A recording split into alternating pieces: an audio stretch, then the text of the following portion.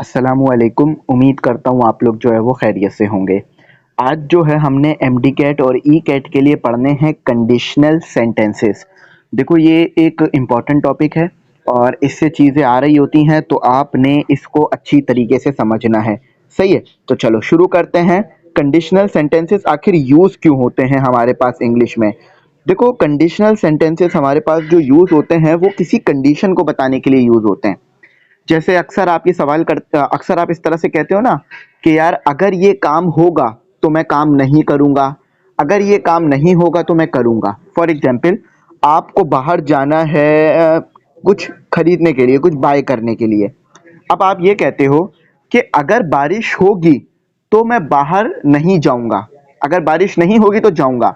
यानी आपने कंडीशन लगा दी ना, तो अब उस कंडीशन को बताने के लिए आप जो यूज करोगे उसे बोलेंगे हम कंडीशनल सेंटेंसेस। इसी तरह आप बहुत सारे जुमले बोलते हो कि जैसे अक्सर टीचर स्टूडेंट्स को बोलते हैं कि अगर आप अच्छी तरह से पढ़ोगे तो ए प्लस आएगा। अगर, देखो इसको पहचानने का ना एक तरीका ये भी होता है कि इसमें ना अगर लग जाता है, तो ये अगर जो है ये आप किससे डिनोट करते हो? इफ से। ठीक है, ये इफ लगा दो ना तो ये आपका अगर बन जाएगा।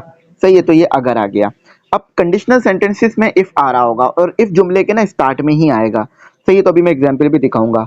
तो समझ गए ना, इस तरह के जुमले बोलने के लिए कंडीशनल सेंटेंसेस यूज होते हैं। अच्छा देखो, ये याद रखना, ये जो कंडीशनल सेंटेंसेस बनेंगे ना, ये आपके उसी तरह बनते हैं जैसे आपने पास्ट और प्रेजेंट और ये फ्यूचर पढ़ रखा है ना, इसी से बनेंगे। बस इसमें जस्ट ये अगर आ रहा होगा और कुछ कंडीशन होगी जो फॉलो करनी होगी, जिससे पहचान में आएगा जुमला। चलो अब मैं आपको बताता हूँ। देखो जो मैंने बात करी है उसी को इंग्लिश में भी अगर चाहो तो पढ़ सकते हो। यहाँ लिखा हुआ है if conditional sentences are sentences. Simple है, कंडीशनल सेंटेंसेस हमारे पास वो सेंटेंसेस हैं जो डिस्क्राइब करते हैं सिचुएशन। अब सिचुएशन कौन सी? जो कंडीशन होती है। जैसे अगर ये सिचुएशन है, फॉर एग्जाम्पल अगर बारिश होगी तो मैं बाहर नहीं जाऊंगा। ठीक है, ये कंडीशन डिफाइन हो गई ना आपके पास। तो यही सिचुएशन को डिफाइन कर रहे होते हैं, कंडीशन को डिफाइन कर रहे होते हैं। बस इसका नाम याद रखो, इससे ये इजी हो जाते हैं। अच्छा, एंड पॉसिबल आउटकम। अब देखो, कोई कंडीशन पूरी हो गई तो आप काम करोगे तो आउटकम निकलेगा ना, कोई रिजल्ट निकलेगा। तो इस चीज को भी बताते हैं। They usually consist of two clauses. अच्छा याद रखना, कंडीशनल सेंटेंसेस में आपके पास दो जुमले होंगे। एक जो है वो इफ के साथ आ रहा होगा, ठीक है, और एक कॉमा लगा के विदाउट इफ आ रहा होगा। इसमें तो का लफ्ज भी इस्तेमाल होता है, ये तो याद रखना, ठीक है। लेकिन सो इसमें यूज नहीं किया जाता। ठीक है, सो इसमें यूज नहीं किया जाता। अभी मैं जब लिखूंगा ना तो आपको समझ में आएगी ये बात। तो इफ इसमें आएगा और इसके साथ कंडीशन आएगी, यानी अगर ये काम हुआ तो मैं दूसरा काम करूंगा। और दूसरा सेंटेंस आएगा, सिंपल आप लिख दोगे उसे। अब मैं जरा आपको बताता हूँ। याद रखना, कंडीशनल सेंटेंसेस की ना टाइप भी होती हैं। तो अब मैं एक सिंपल स्ट्रक्चर आपको अगर दिखा दूं यहाँ पर, तो स्ट्रक्चर ऑफ कंडीशनल सेंटेंस आपको लिखा हुआ नजर आ रहा है। देखो सेंटेंस कैसे बनेगा, सबसे पहले लिखोगे आप इफ। ठीक है, देखो आपका इफ आ गया। इफ के साथ कोई कंडीशन होगी। अब जैसे देखो, इट विल रेन्स, मतलब अगर बारिश होती है तो आई विल स्टे होम, तो मैं घर पे रुकूंगा। अच्छा देखो याद रखना, एक बात मैं आपको बड़ा बता दूं यहाँ पर कि ये जो है ना, कौन सा फॉर्म यूज होगी वर्ब की, या कौन सा सेंटेंस होगा, ये भी इसमें मैटर करता है। फॉर एग्जाम्पल अगर यहाँ पर प्रेजेंट आया है ना इसके साथ, तो फिर अगला विल में आएगा। बेशक आप बोलोगे तो ये कि बारिश होती तो मैं बाहर जाता, या अगर बारिश होगी तो मैं बाहर जाऊंगा।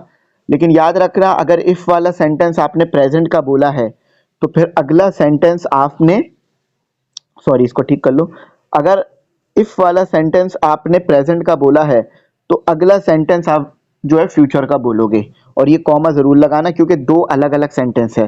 पहला सेंटेंस ये हो गया, दूसरा सेंटेंस ये हो गया, या क्लोज हो गया आपका। ठीक है, सिंपल जो छोटे छोटे जुमले होते हैं हम क्लोज कहते हैं ना। तो अगर बारिश होगी, बहुत बार सुनते हो ना, तो इफ इट्स रेन, तो अगर बारिश होगी तो मैं घर में रुकूंगा।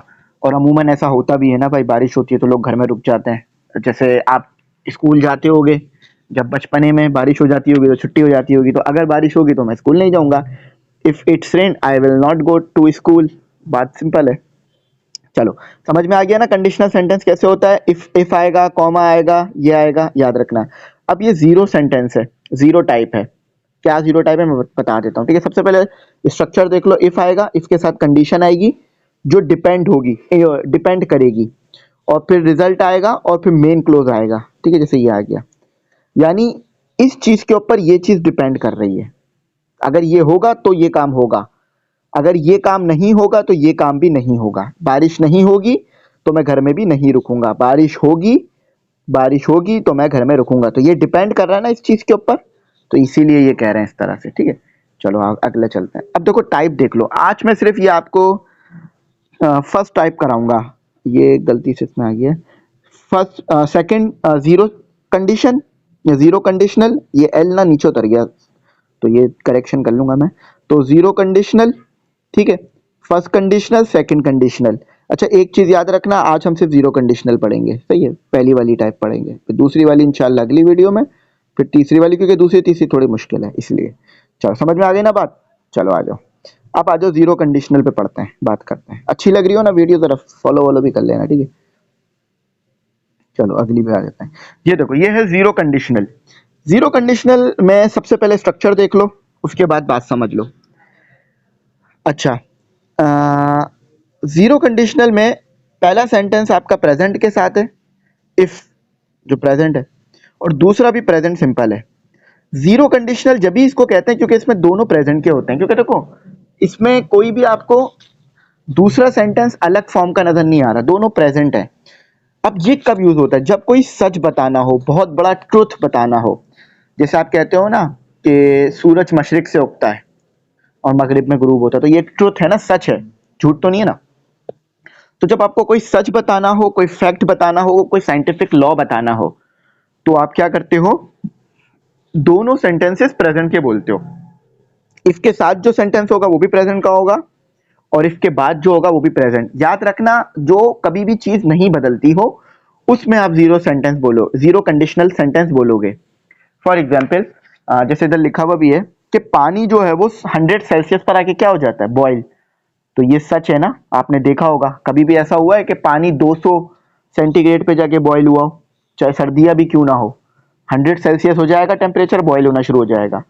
तो जब भी कोई सच बताना हो, फैक्ट, और फैक्ट कौन सा, साइंटिफिक फैक्ट हो या कोई नॉर्मल फैक्ट भी हो, जैसे ये बंदा हमेशा सच बोलता है, अगर तुम इसके सामने जाओगे तो ये सच बोलेगा। If you go in front of him, it he will tell a lie, he will speak lie, या ही विल टेल अ लाई, इस तरह से करके। अब मैंने यहाँ विल लगा लिया, तो आप ये कर सकते हो, ही टेल्स लाई, ठीक है। तो ये ध्यान में रखना, सही है। फैक्ट के लिए जब कोई बहुत सच बात बता रहे हो तो ये दोनों सेंटेंसेस प्रेजेंट में होंगे। जैसे देखो यहाँ लिखा हुआ है ना, इफ यू हीट वाटर, अगर तुम गर्म करते हो वाटर को तो 100 सेल्सियस तक, इट बॉइल्स। अब देखो छोटे छोटे से सेंटेंस है ना, ये दोनों मिलके छोटे छोटे से क्लॉज है ना, तो ये क्लॉज मिलकर एक सेंटेंस बना रहे हैं, तो इसी को तो हम बोलते हैं कंडीशनल सेंटेंस। बात समझ आ गई ना।